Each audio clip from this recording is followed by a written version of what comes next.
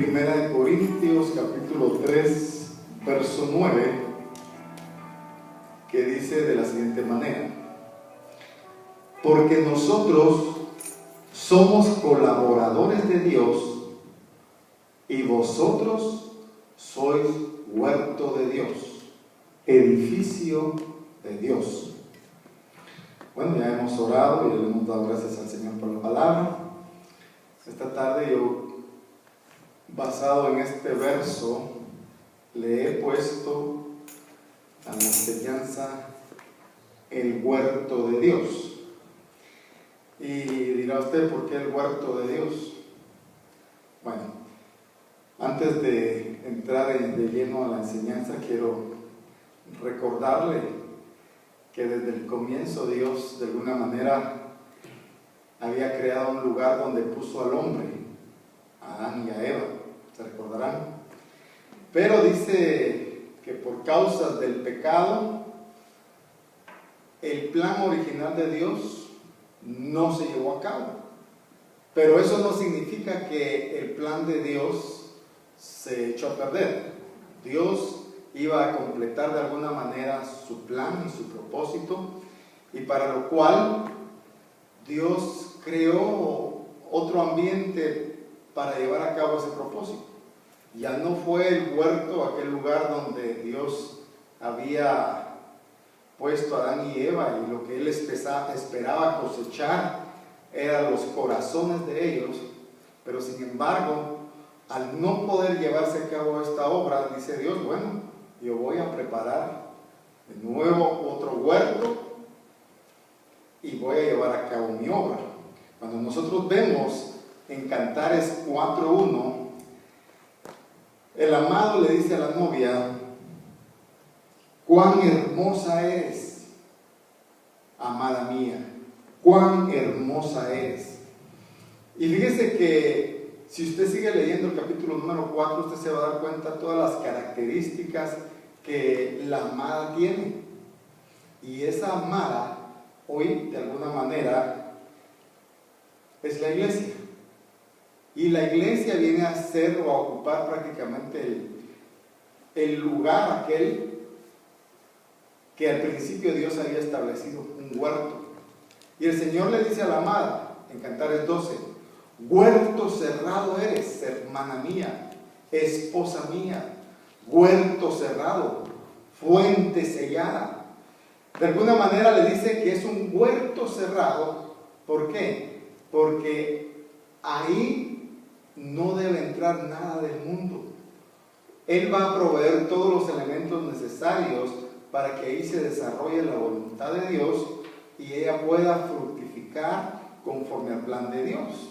Al decirle hermana mía, el Señor la está viendo como aquella parte de su carne que salió de su costado. Y le dice esposa mía porque de alguna manera Él ha comprado, Él ha pagado con su sangre el precio de esta amada. Y le dice fuente sellada. De alguna manera todo lo que sucede ahí es algo que Dios ha planificado.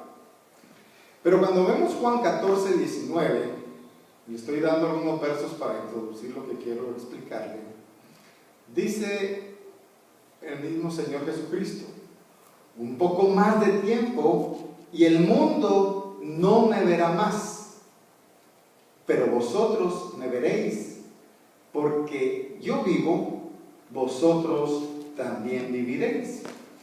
Y fíjese que tiempo después, cuando Jesucristo fue crucificado y resucitó, vemos en Juan capítulo 20, verso 19, que entonces al atardecer de aquel día, dice, el primero de la semana, y estando cerradas las puertas del lugar donde los discípulos se encontraban por miedo de los judíos, Jesús vino y se puso en medio de ellos y les dijo: paz a vosotros. El verso 22 dice: después de decir esto, sopló sobre ellos y les dijo: recibid el Espíritu Santo. Mire, de alguna manera le pongo estos versos porque Dios ha querido de alguna manera llevar a cabo su obra y para ello ha establecido un plan de salvación que de alguna manera viene siendo una nueva vida en cada creyente que acepta ese plan. Pero fíjese que Dios no nos deja solos, como dice, a la expectativa de qué va a suceder, sino que Él ha dejado su Espíritu Santo. Y si nosotros nos damos cuenta, el mismo Señor Jesucristo fue el que sopló al Espíritu sobre sus primeros discípulos. Muchas veces cuando hablamos de la venida del Espíritu Santo, siempre hacemos referencia a lo que sucedió en Hechos capítulo 2, ¿verdad? Cuando el Espíritu Santo dice que vino y descendió sobre todos. Pero cuando vemos Juan capítulo 20, ya el mismo Señor había cumplido esa promesa que les había dado a los discípulos, diciéndoles de que de alguna manera ellos no se iban a quedar solos, sino que iba a enviar al Consolador. Entonces, de alguna manera, nosotros somos bendecidos de parte de Dios al tener no solamente la salvación eterna desde el momento que le aceptamos como nuestro Salvador y Señor, sino que Él ha dejado su Espíritu Santo para que a través de Él nosotros vayamos de alguna manera desarrollando, creciendo y madurando el plan que Dios tiene para con cada uno de nosotros. Le pongo estos versos de referencia porque lo que voy a saltarme ahora va a decir usted, bueno, ¿y qué tiene que ver esto con todo lo que estamos hablando? Porque cuando inicié con un verso donde Pablo hace referencia de que ellos, refiriéndose a Apolos y a él, eran colaboradores de Dios, pero le dice a los demás y nos dice a nosotros, pero ustedes son huerto del Señor, edificio de Dios. Otras versiones dicen plantío del Señor. Pero cuando regresamos a 1 Corintios capítulo 3 y empezamos a ver el contexto de lo que está hablando Pablo, nos vamos a dar cuenta lo que Pablo dice en el verso 1. Así que yo, hermanos, no pude hablaros como a espirituales, sino a carnales, como a niños en Cristo. Mire, estamos viendo de que en la naturaleza caída, pues el hombre perdió todo contacto espiritual. Pero veíamos en Juan capítulo 20 cuando viene el Señor y sopla de su espíritu nuevamente sobre sus discípulos. De alguna manera, las cosas de Dios no pueden entenderse a no ser por el Espíritu.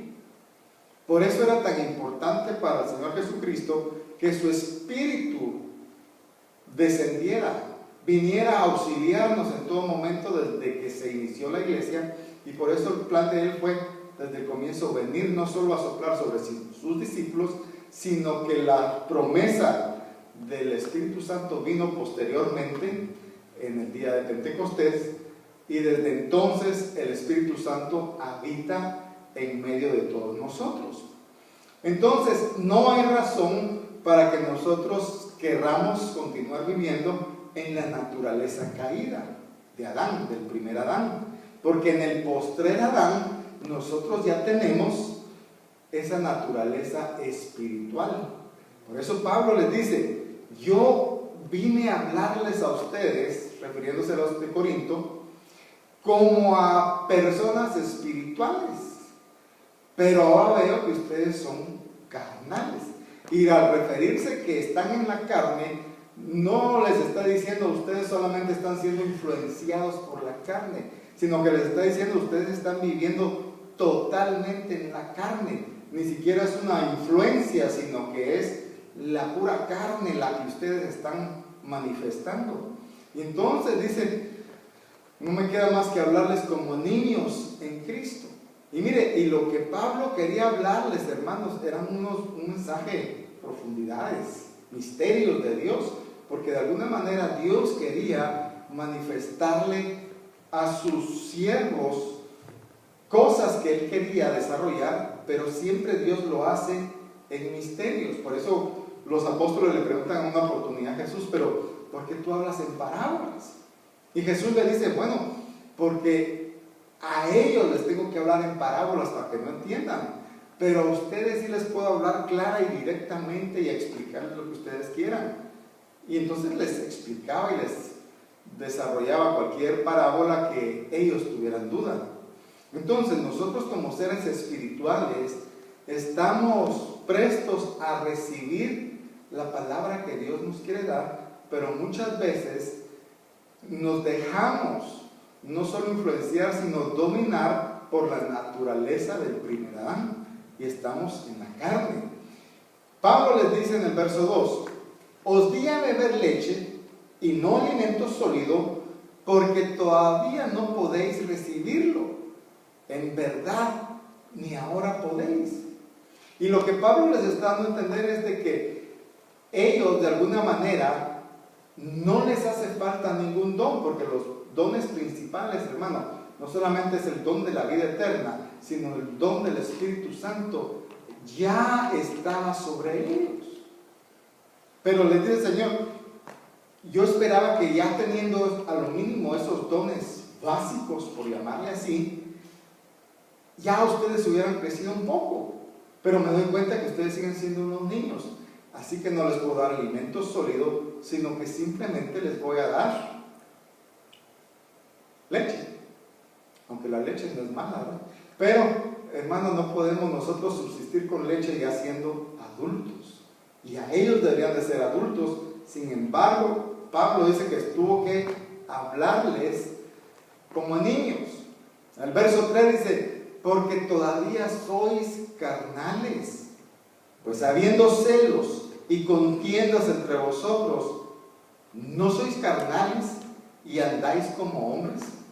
Entonces, Pablo nos hace ver de que en la vida cristiana hay cosas que nosotros no podemos continuar llevando a cabo. Por ejemplo, dice celos y contiendas no es permitido.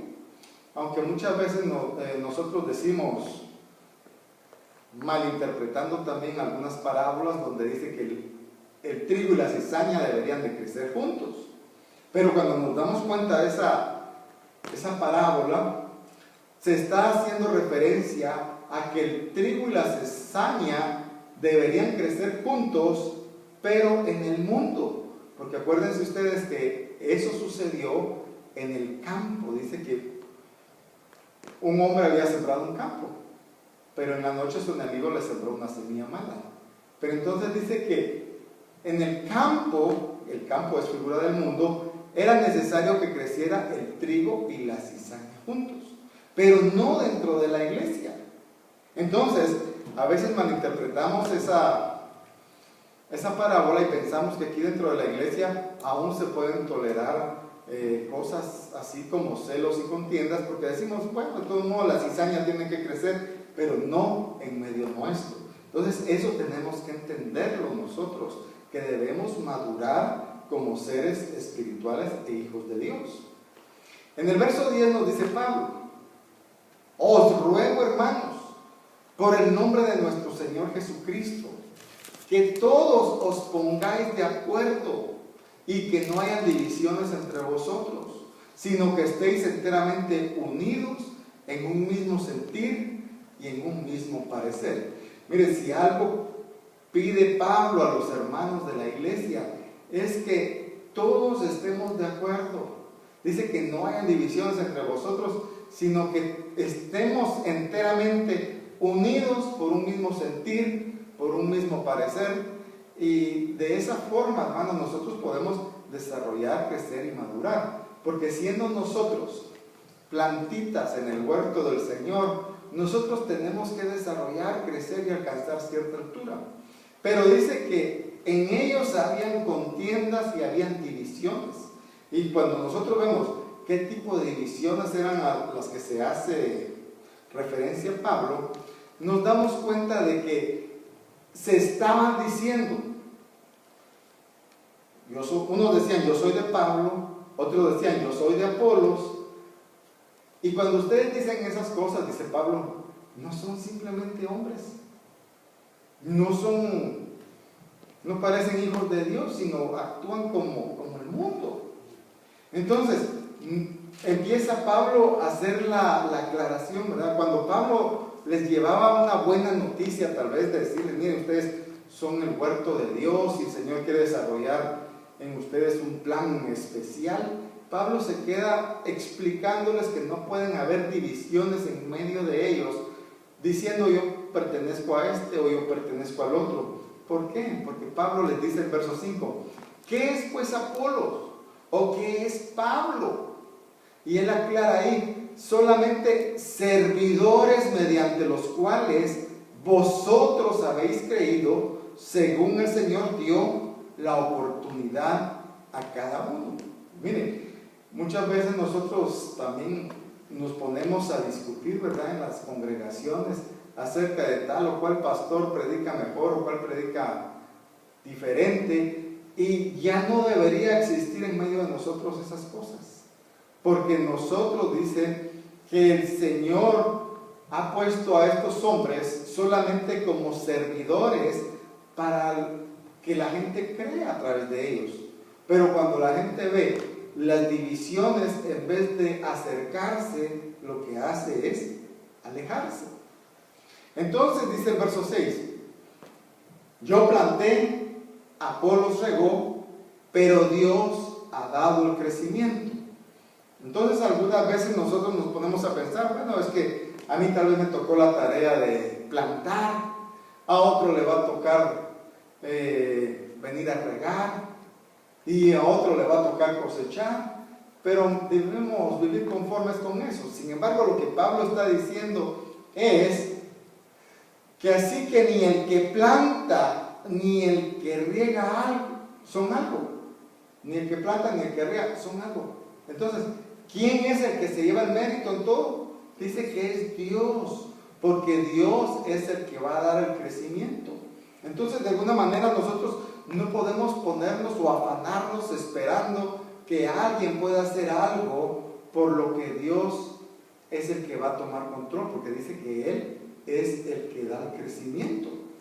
Entonces muchas veces nosotros nos ponemos a pensar en situaciones que como humanos quisiéramos nosotros actuar, ¿verdad? Porque de alguna manera es lo que se nos enseñó a través de muchas enseñanzas cristianas, pero que en vez de enseñarnos a usar los dones espirituales, se nos ha enseñado a usar la mente. Y cuando nosotros usamos la mente, hermano, empezamos a querer hacer por nosotros mismos algo que solamente es por la voluntad de Dios. Fíjense que cuando nos quieren enseñar a que usemos la mente, muchas veces nos quieren enseñar hasta que los mismos dones los alteremos o los falsifiquemos, por decirlo así, porque estamos usando nuestra mente y no estamos usando nuestro espíritu. Fíjense que nosotros muchas veces somos influenciados por esas enseñanzas que nos dicen que tenemos que hacer ciertas cosas para que realmente se manifieste lo que somos. Por ejemplo, el hablar en lenguas. El hablar en lenguas, muchas veces la gente se frustra por no tener ese don o esa capacidad, y en algunos lugares yo he visto que se forza a las personas a que hablen en lenguas, mientras que eso debe fluir algo natural. Es un fluir porque dice que el que habla lenguas habla misterios con Dios. Entonces debemos anhelar el don de lenguas, pero el don de lenguas muchas veces la gente lo quisiera usar como para manifestar su espiritualidad. Tal vez usted dirá, y usted habla lenguas, porque usted no me ve hablar en lenguas. Pero fíjese que yo hablo más lenguas en mi carro que en la iglesia, porque de alguna manera cuando usted habla lenguas, usted está hablando misterios con Dios. Pero a veces queremos usar las lenguas para que vean, como le digo, nuestra espiritualidad, y eso no tiene nada que ver con la espiritualidad, porque los dones son regalos que Dios da. Pero sin embargo, tenemos que darnos cuenta que Dios es el que da el crecimiento en todo, aún en los dones, pero siempre y cuando empecemos a manifestar y a desarrollar lo espiritual. Y nos olvidemos, hermano, de usar la mente para las cosas de Dios. El verso 8 de 1 Corintios 3 nos dice: ahora bien, el que planta y el que riega son una misma cosa. Miren, no hay diferencia, ni siquiera si tiene dones o no tiene dones. El que planta y el que siembra, dice, son la misma cosa, es decir, tienen el mismo ministerio. No hay diferencia que yo soy más grande que el otro porque yo regué y el otro plantó. No. Cuando nosotros de alguna manera, porque dice uno, ¿y cómo es que podemos plantar? Y otros dirán, ¿y qué es regar? Y cuando nosotros de alguna manera regamos sobre las plantitas, es cuando nosotros le enseñamos a los otros hermanos que están dentro de la congregación a acercarse más a Dios, a poder comunicarse con Dios, a poder tocar a Dios, podríamos decir, porque de alguna manera todos necesitamos aprender. Pero muchas veces venimos a la iglesia, ¿verdad? Y si mucho medio nos saludamos. No hay aquella coinonía, aquella comunión que nos ponemos a platicar, a ver qué debilidad tiene el hermano, en qué necesita crecer, en qué necesita desarrollar, sino que simplemente nos saludamos y nos vamos.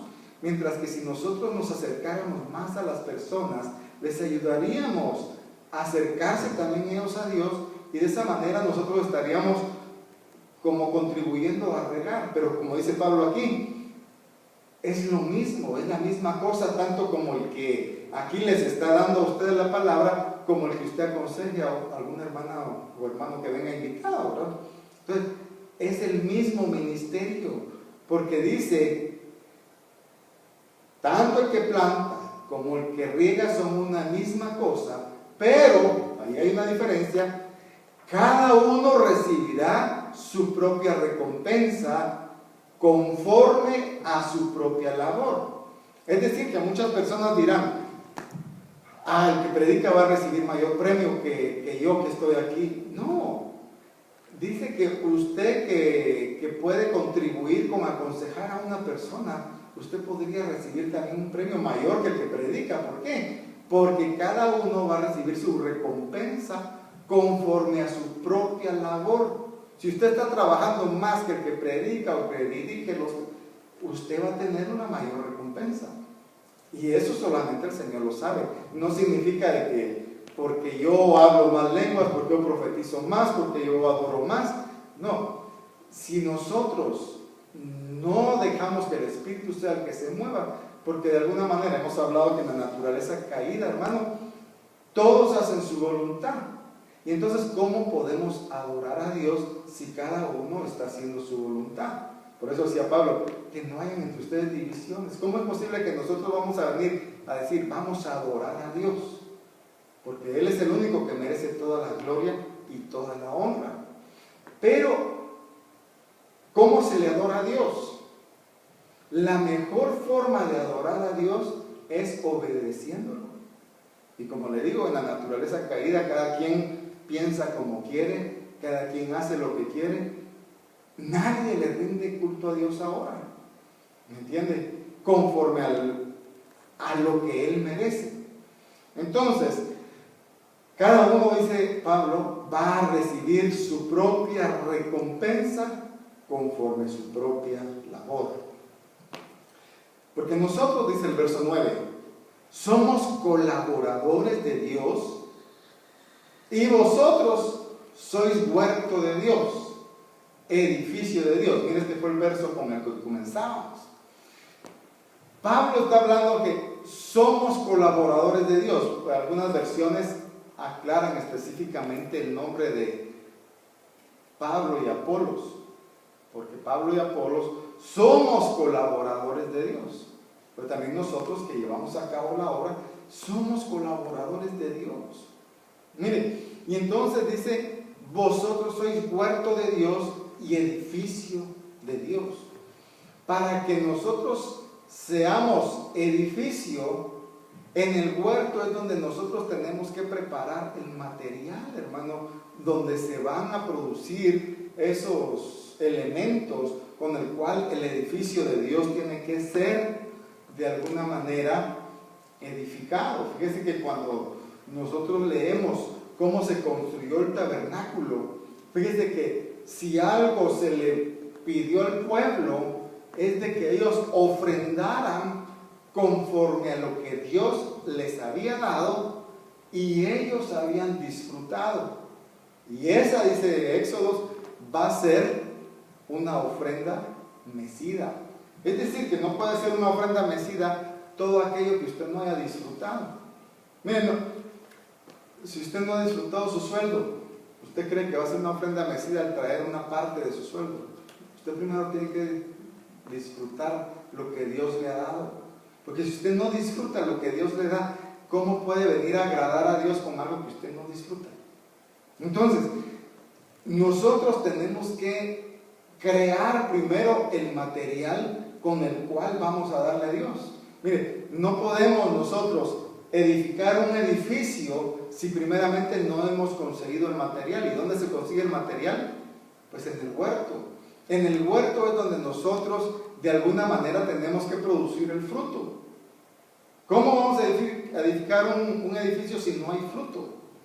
Pero es en el huerto donde el Señor nos ha colocado primeramente para que ahí, como plantitas, vayamos nosotros desarrollando, creciendo y fructificando. Mire, a mí se me hace tan sencillo entender esto, pero muchas veces se nos hace complicado poderlo entender debido a que pensamos que las plantitas lo que necesitan es conocimiento.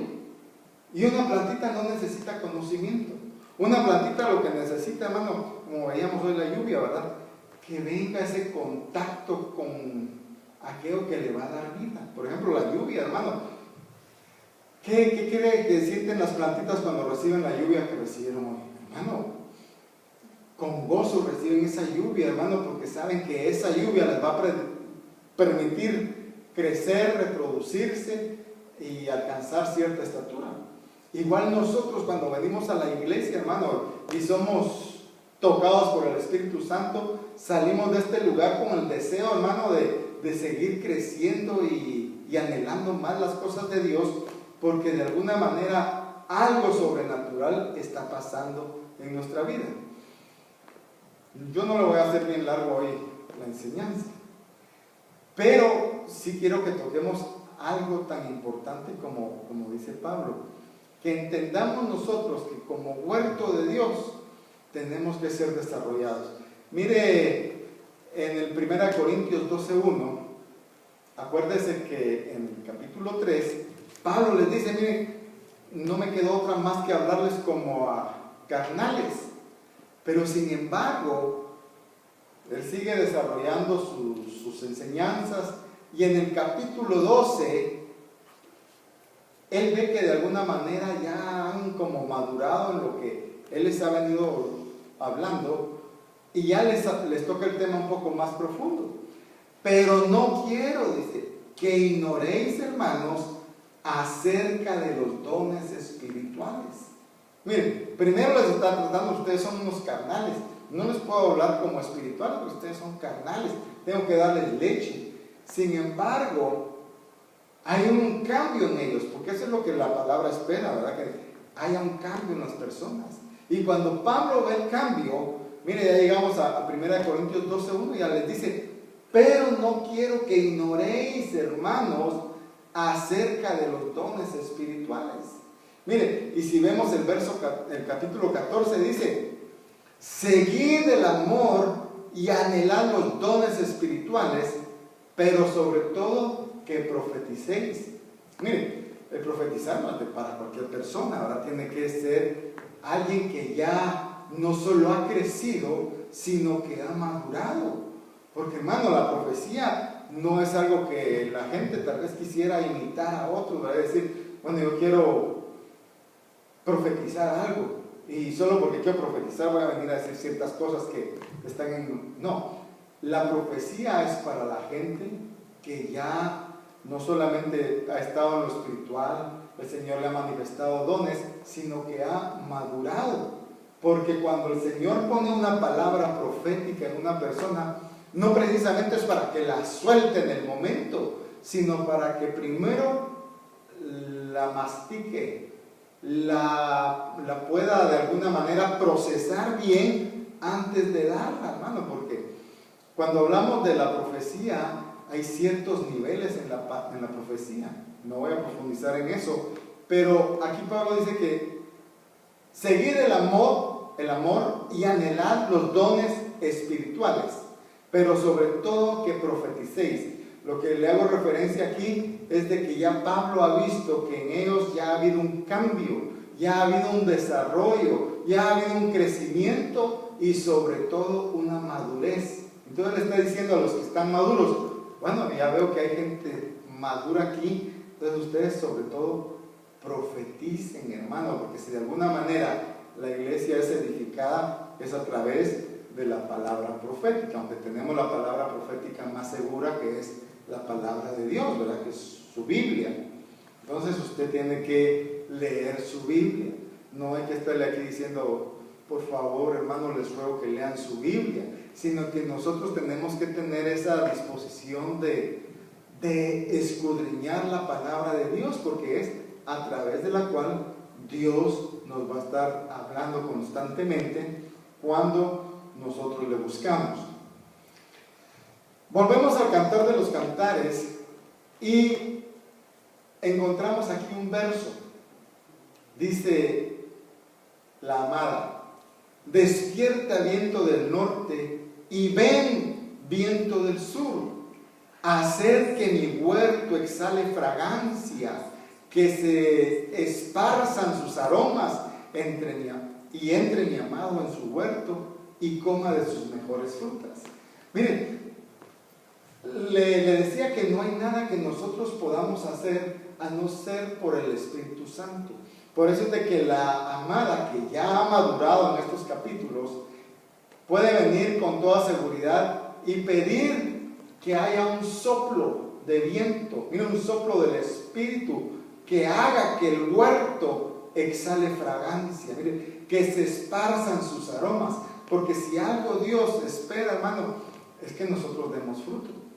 Dijo el Señor Jesús, yo soy la vid verdadera, ustedes son los pámpanos, y separados de mí, nada podéis hacer.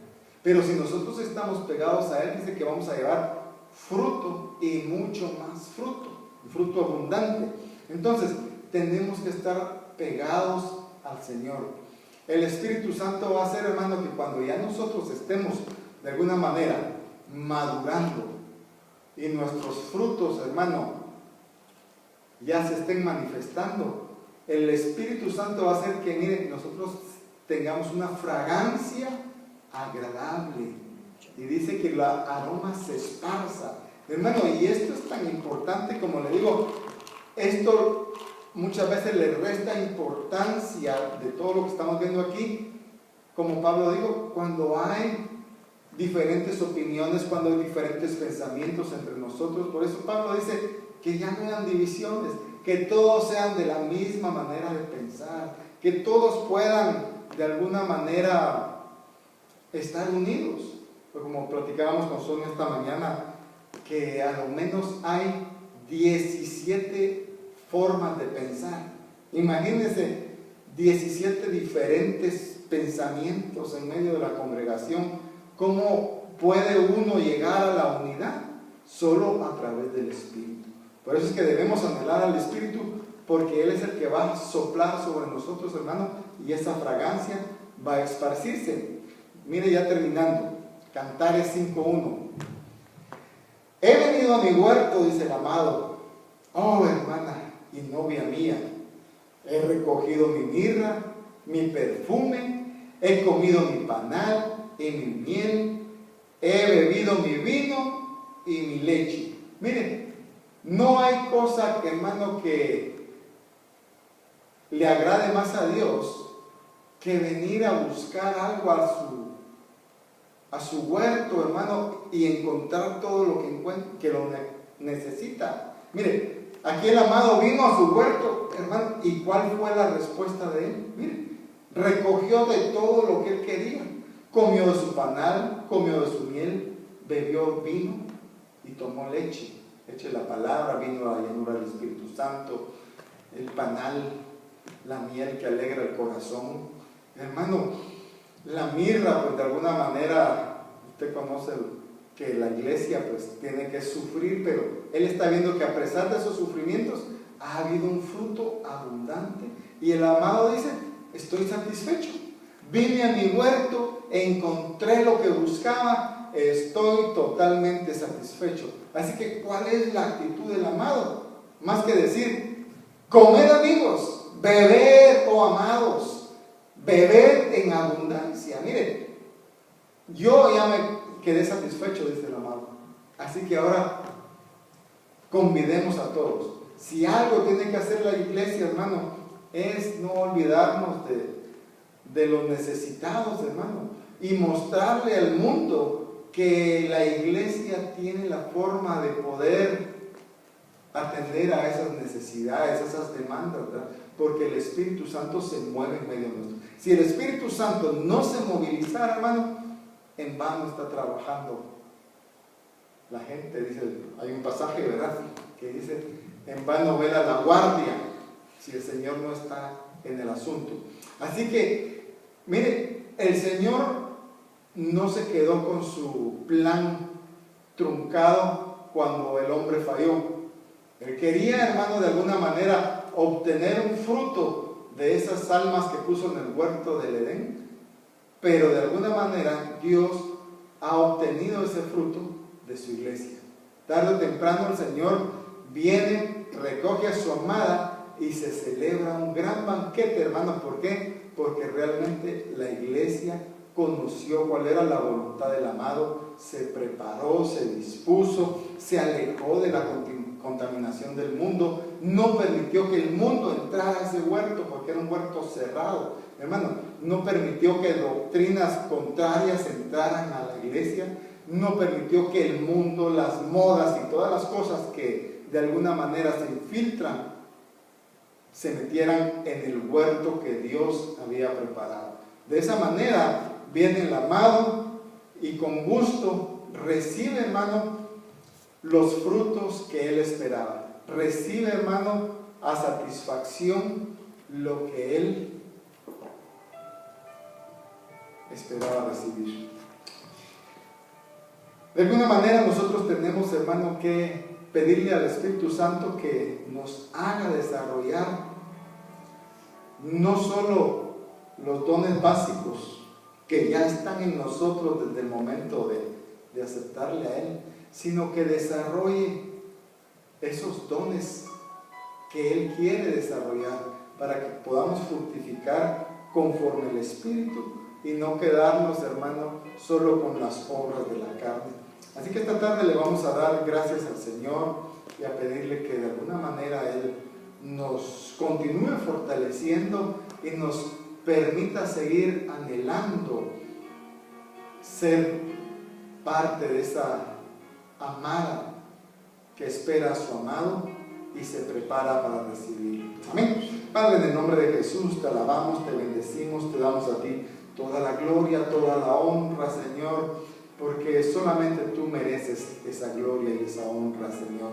Te suplicamos, Señor, que de alguna manera tú nos mantengas motivados, Padre, a continuar anhelando las cosas espirituales, Señor, porque de alguna manera has puesto en nosotros ya ese espíritu que nos hace pensar de una manera diferente, que nos hace caminar y actuar de una manera que no somos iguales a los del mundo. Somos totalmente diferentes, Señor, y todo lo que hacemos lo hacemos para agradarte, Señor.